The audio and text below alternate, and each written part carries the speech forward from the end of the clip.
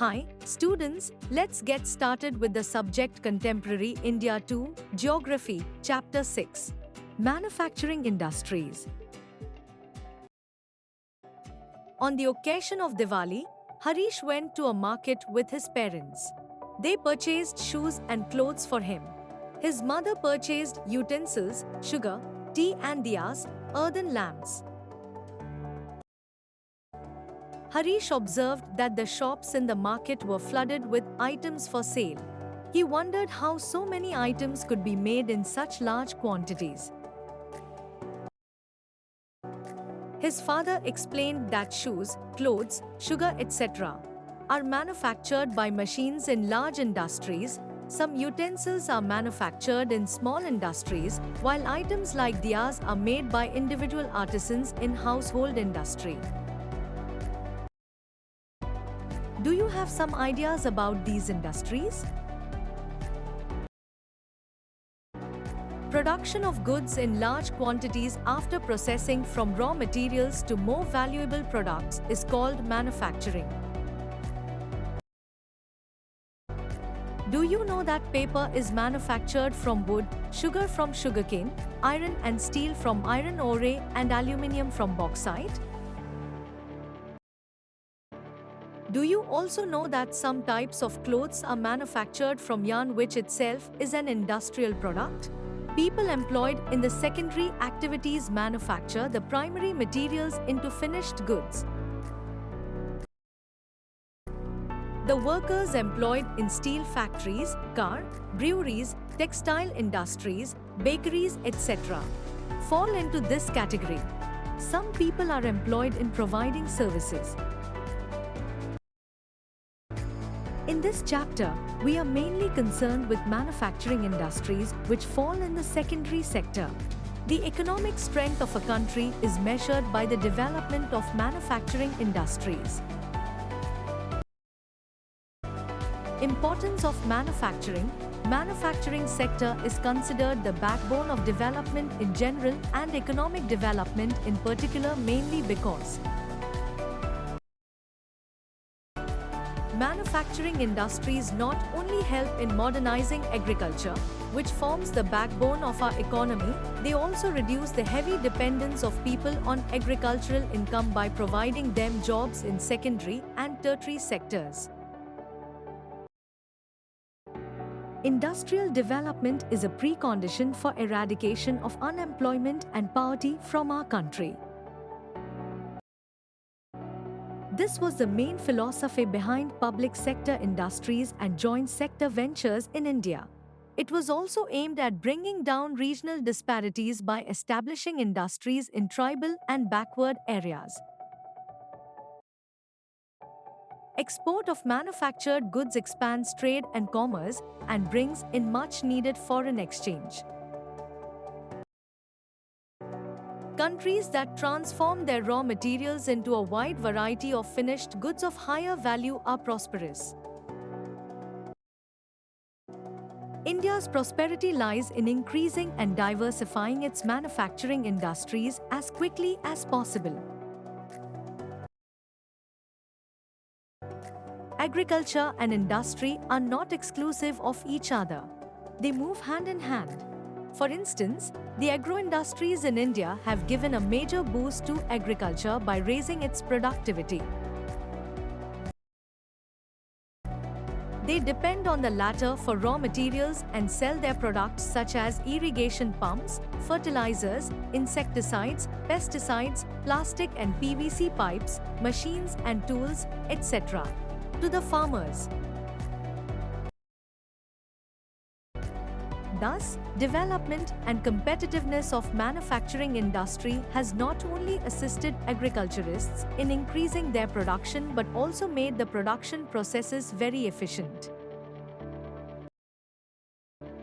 In the present-day world of globalization, our industry needs to be more efficient and competitive. Self-sufficiency alone is not enough. Our manufactured goods must be at par in quality with those in the international market.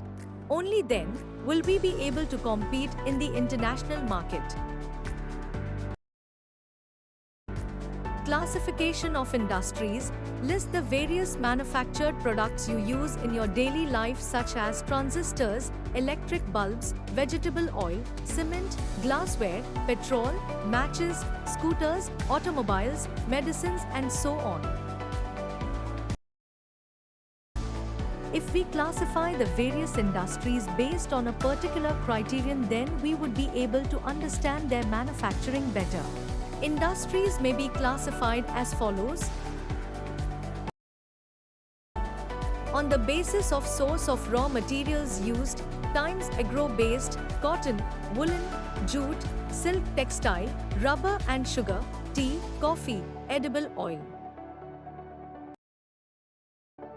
Mineral-based, iron and steel, cement, aluminium, machine tools, petrochemicals. According to their main role, basic or key industries are those which supply their products as raw materials to manufacture other goods, e.g., iron and steel and copper smelting, aluminum smelting. Consumer industries that produce goods for direct use by consumers: sugar, toothpaste, paper, sewing machines, fans, etc. On the basis of capital investment, a small-scale industry is defined with reference to the maximum investment allowed on the assets of a unit. This limit has changed over a period of time. At present, the maximum investment allowed is ₹1 crore.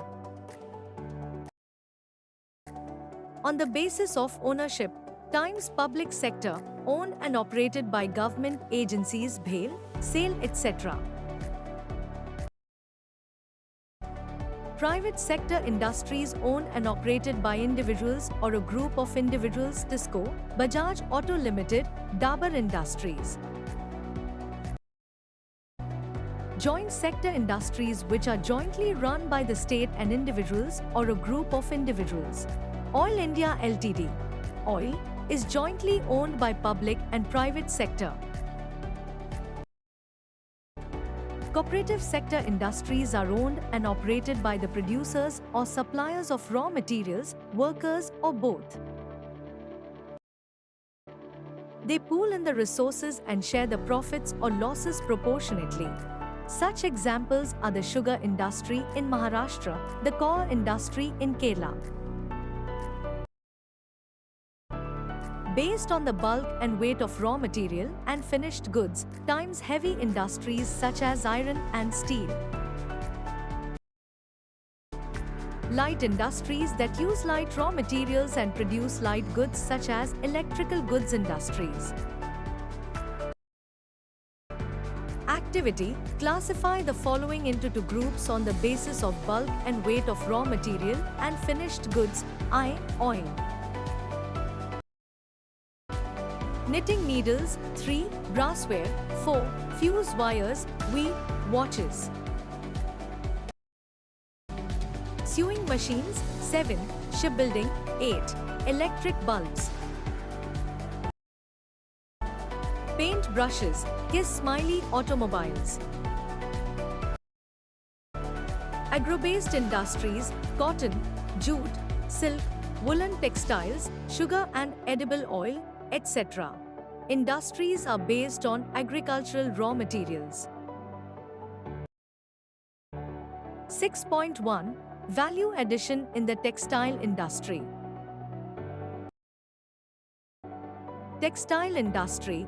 The textile industry occupies unique position in the Indian economy because it contributes significantly to industrial production, employment generation and foreign exchange earnings. It is the only industry in the country which is self-reliant and complete in the value chain, i.e., from raw material to the highest value-added products. Cotton textiles. In ancient India, cotton textiles were produced with hand spinning and handloom weaving techniques. After the 18th century, power looms came into use. Our traditional industries suffered a setback during the colonial period because they could not compete with the mill-made cloth from England.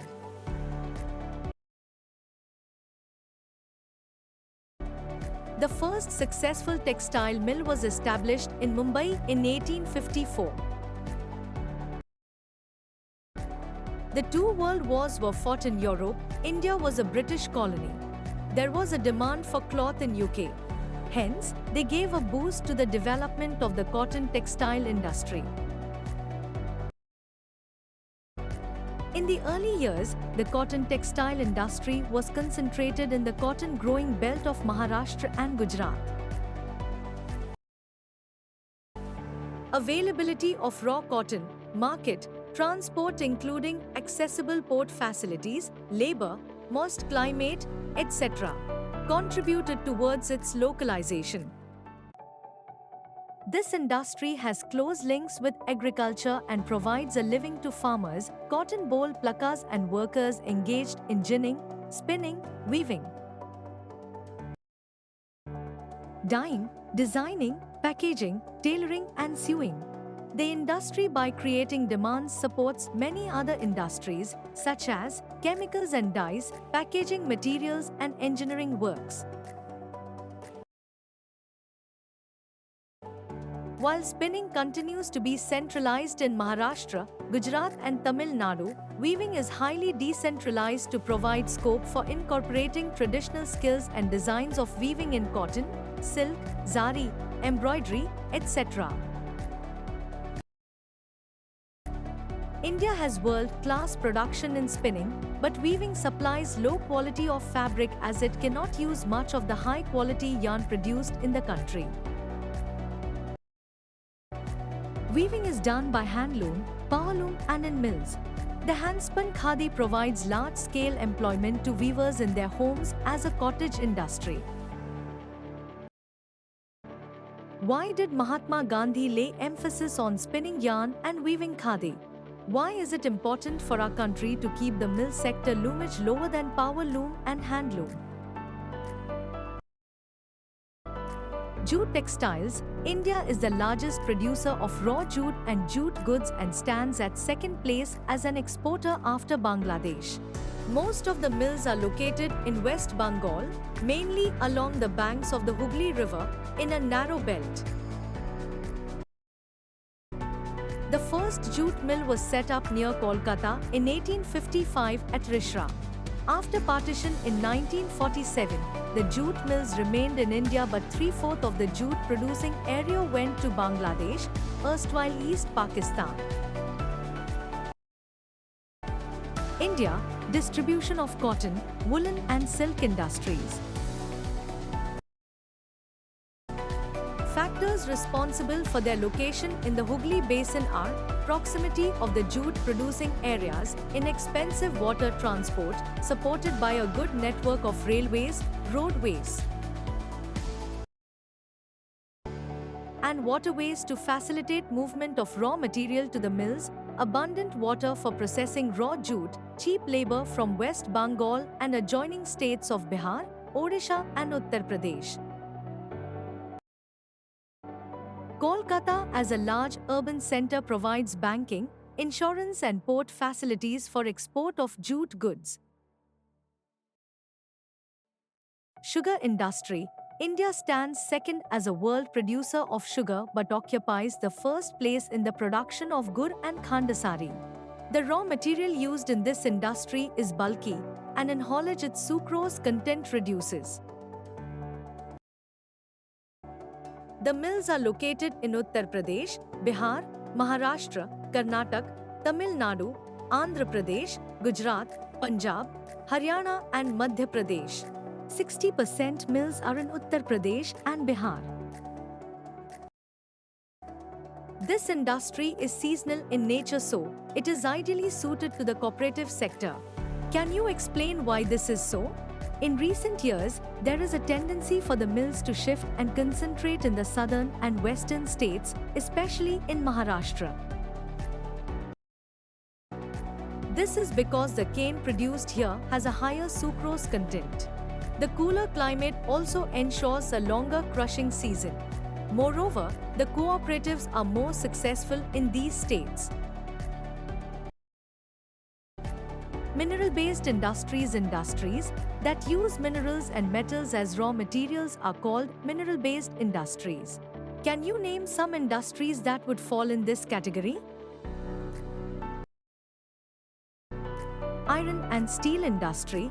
The iron and steel industry is the basic industry since all the other industries, heavy, medium and light, depend on it for their machinery. Steel is needed to manufacture a variety of engineering goods, construction material, defense, medical, telephonic, scientific equipment and a variety of consumer goods. Activity: make a list of all such goods made of steel that you can think of.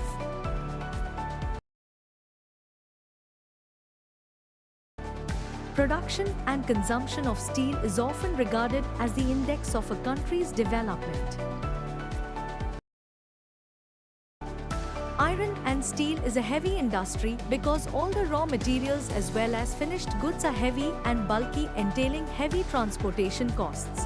Iron ore, coking coal and limestone are required in the ratio of approximately 4:1. Some quantities of manganese are also required to harden the steel. Where should the steel plants be ideally located? Remember that the finished products also need an efficient transport network for their distribution to the markets and consumers. Processes of manufacture of steel. Fig. India, iron and steel plants. Chota Nagpur Plateau region has the maximum concentration of iron and steel industries. It is largely because of the relative advantages this region has for the development of this industry. These include low cost of iron ore, high-grade raw materials in proximity, cheap labor and vast growth potential in the home market. Aluminium smelting. Aluminium smelting is the second most important metallurgical industry in India. It is light, resistant to corrosion, a good conductor of heat, malleable and becomes strong when it is mixed with other metals. It is used to manufacture aircraft, utensils and wires. It has gained popularity as a substitute of steel, copper, zinc and lead in a number of industries. 6.3 Strip coasting mill at smelter of Nalco. Aluminium smelting plants in the country are located in Odisha, West Bengal, Kerala, Uttar Pradesh, Chhattisgarh, Maharashtra and Tamil Nadu. Bauxite, the raw material used in the smelters, is a very bulky, dark reddish colored rock. The flow chart given below shows the process of manufacturing aluminium. Regular supply of electricity and an assured source of raw material at minimum cost are the two prime factors for location of the industry. Chemical industries. The chemical industry in India is fast growing and diversifying. It comprises both large and small-scale manufacturing units. Rapid growth has been recorded in both inorganic and organic sectors. Inorganic chemicals include sulfuric acid, used to manufacture fertilizers, synthetic fibers, plastics, adhesives, paints, dyestuffs. Nitric acid, alkalis, soda ash, used to make glass, soaps and detergents, paper, and caustic soda. These industries are widely spread over the country. Why do you think it is so? Organic chemicals include petrochemicals, which are used for manufacturing of synthetic fibers, synthetic rubber, plastics, dyestuffs. Fig. 6.3 Strip coasting mill at smelter of Nalco drugs and pharmaceuticals. Organic chemical plants are located near oil refineries or petrochemical plants. The chemical industry is its own largest consumer. Basic chemicals undergo processing to further produce other chemicals that are used for industrial application, agriculture, or directly for consumer markets. Make a list of the products you are aware of. Fertilizer industry. The fertilizer industry is centered around the production of nitrogenous fertilizers, mainly urea, phosphatic fertilizers and ammonium phosphate, DAP, and complex fertilizers which have a combination of nitrogen, N, phosphate, P, and potash, K. The third, i.e. potash is entirely imported as the country does not have any reserves of commercially usable potash or potassium compounds in any form. After the Green Revolution, the industry expanded to several other parts of the country. Gujarat, Tamil Nadu, Uttar Pradesh, Punjab and Kerala contribute towards half of the fertilizer production. Other significant producers are Andhra Pradesh, Odisha, Rajasthan, Bihar, Maharashtra, Assam, West Bengal, Goa, Delhi, Madhya Pradesh and Karnataka. Cement industry. Cement is essential for construction activities such as building houses, factories, bridges, roads, airports, dams and for other commercial establishments. This industry requires bulky and heavy raw materials like limestone, silica and gypsum. Coal and electric power are needed apart from rail transportation. Activity. Where would it be economically viable to set up the cement manufacturing units? The industry has strategically located plants in Gujarat that have suitable access to the market in the Gulf countries. Activity. Find out where the plants are located in other states of India. Find their names. The first cement plant was set up in Chennai in 1904. After independence, the industry expanded. Automobile industry. Automobiles provide vehicle for quick transport of goods, services and passengers. Trucks, buses, cars, motorcycles, scooters, three-wheelers and multi-utility vehicles are manufactured in India at various centers. After the liberalization, the coming in of new and contemporary models stimulated the demand for vehicles in the market, which led to the healthy growth of the industry, including passenger cars, two- and three-wheelers. The industry is located around Delhi, Gurugram, Mumbai, Pune, Chennai, Kolkata, Lucknow, Indore, Hyderabad, Jamshedpur and Bengaluru. Information technology and electronics industry. The electronics industry covers a wide range of products from transistor sets to television, telephones, cellular telecom, telephone exchange, radars, computers and many other equipments required by the telecommunication industry.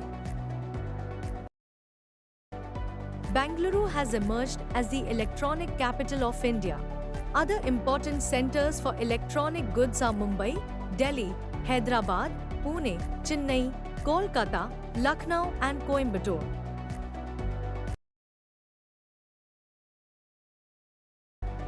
The major industry concentration is at Bengaluru, Noida, Mumbai, Chennai, Hyderabad and Pune.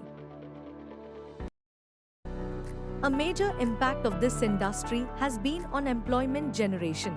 The continuing growth in the hardware and software is the key to the success of IT industry in India. 6.6 Cable manufacturing facilities at HCL, Rupnarayanpur, West Bengal. Industrial pollution and environmental degradation. Although industries contribute significantly to India's economic growth and development, the increase in pollution of land, water, air, noise and resulting degradation of environment that they have caused cannot be overlooked.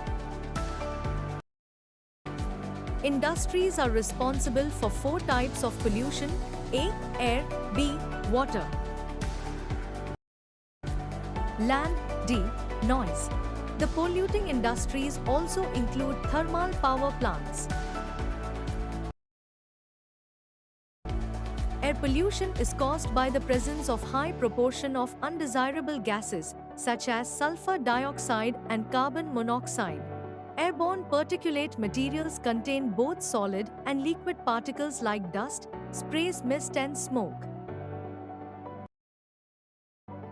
Smoke is emitted by chemical and paper factories, brick kilns, refineries and smelting plants, and burning of fossil fuels in big and small factories that ignore pollution norms.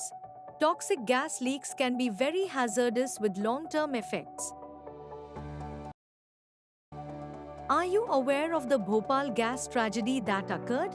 Air pollution adversely affects human health, animals, plants, buildings, and the atmosphere as a whole. Water pollution is caused by organic and inorganic industrial wastes and effluents discharged into rivers. The main culprits in this regard are paper, pulp, chemical, textile and dyeing, petroleum refineries, tanneries and electroplating industries that let out dyes, detergents, acids.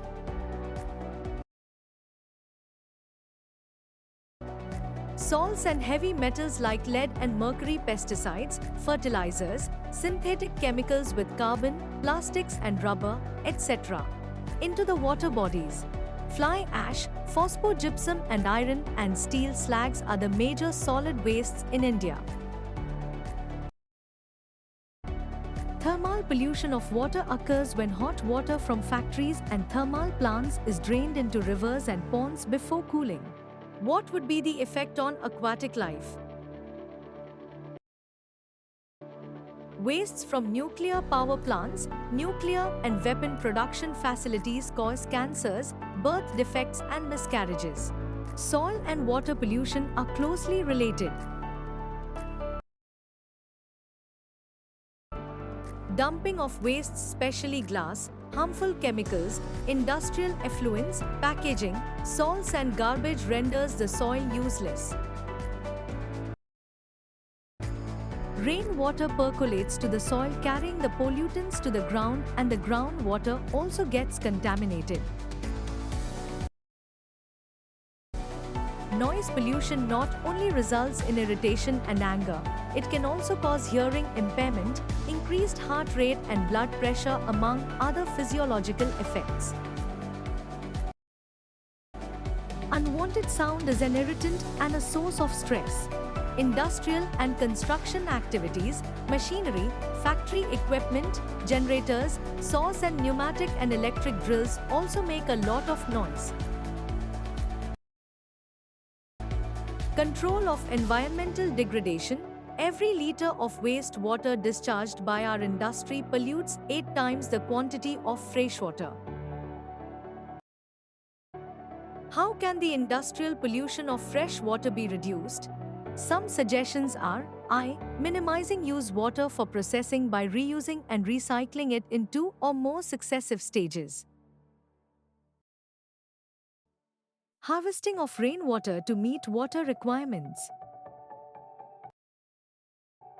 Treating hot water and effluents before releasing them in rivers and ponds. Treatment of industrial effluents can be done in 3 phases.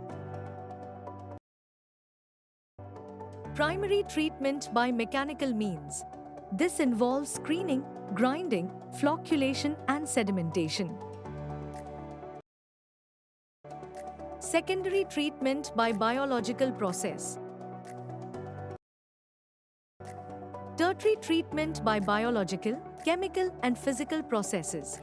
This involves recycling of wastewater. Overdrawing of groundwater reserves by industry where there is a threat to groundwater resources also needs to be regulated legally.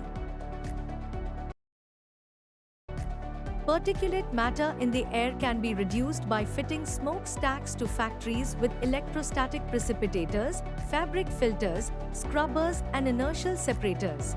Smoke can be reduced by using oil or gas instead of coal in factories. Machinery and equipment can be used and generators should be fitted with silencers. Almost all machinery can be redesigned to increase energy efficiency and reduce noise. Noise-absorbing material may be used apart from personal use of earplugs and earphones. The challenge of sustainable development requires integration of economic development with environmental concerns. India, some software technology parks, FIG. 6.7 Sewage treatment plant under Yamuna Action Plan at Faridabad. NTPC shows the way. NTPC is a major power providing corporation in India. It has ISO certification for EMS, Environment Management System 14001.